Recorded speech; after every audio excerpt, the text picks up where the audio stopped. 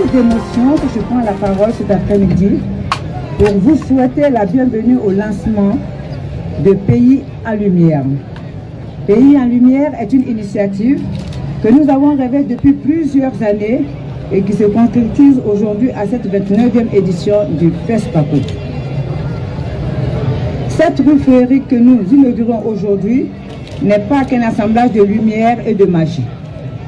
Elle est le reflet de la résilience de notre pays et de notre engagement à contribuer à ce que le Burkina reste toujours debout et fréquentable.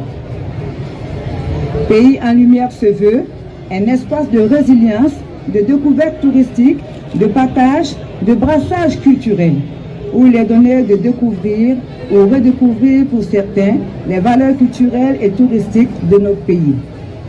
La Chine, le Burkina, le Niger, le Mali, à travers leurs sites touristiques de référence et leurs personnages historiques. Pays en Lumière est un lieu de brassage culturel et de rencontre, toute chose qui favorise la cohésion sociale, la tolérance et le vivre ensemble, qui conquiert le cœur des milliers de personnes au Burkina Faso et ailleurs. En témoigne l'adhésion du public. En quelques jours, Pays en Lumière est l'endroit le plus publié et partagé sur les réseaux sociaux. Pays en Lumière a été possible par la force des femmes et hommes qui ont cru en ce projet. Je tiens à exprimer ma gratitude envers tous ceux qui ont rendu cela possible.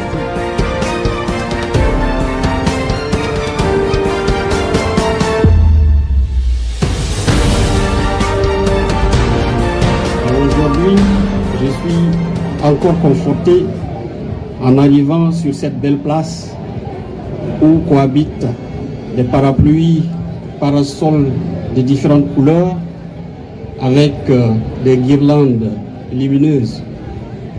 J'ai compris que ce projet ne peut être expliqué, il doit être vécu.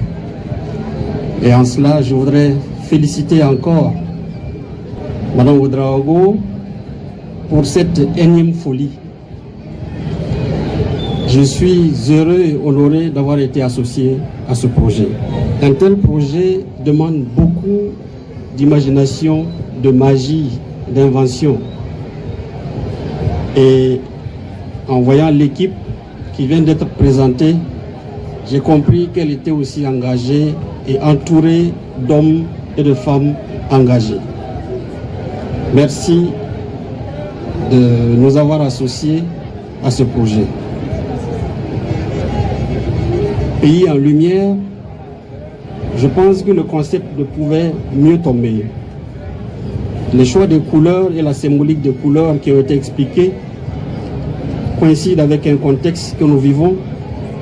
Et mon souhait aujourd'hui, c'est que cette lumière puisse continuer de briller dans les cœurs de chaque Burkinabé, que cette lumière puisse se transporter dans les recoins les plus sombres du Burkina Faso, et que l'édition qui coïncide avec la 29e session du FESPACO soit la première marche d'une échelle à l'infini.